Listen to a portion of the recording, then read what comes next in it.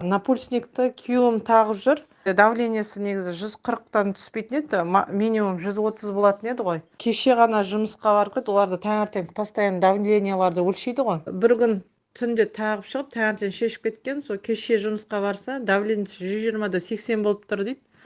Таң қалып отырмыз, енді күйеуімнің қасында отыратын кісілерде тоже давлениесі бар екен. Сөйтіп бөліскен екен, мә деп жатыр дейді. Не істесе заказ береміз бұйырса. Айгүля, мен сізге кеше сенен напульсник алдық біздер Гүлжан екеуміз. Менің сіңілім ғой, ол Ақтөбеден. Мен де өзіме 18 сантиметрлік алғанмын.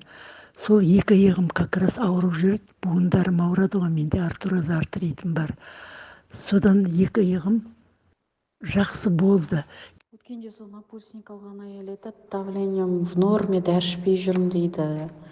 Жақсы депті, ұстай деген Белосарова. Сол айтады, сол тосқанын алған ғой, сол мақтап отыр жақсы деп.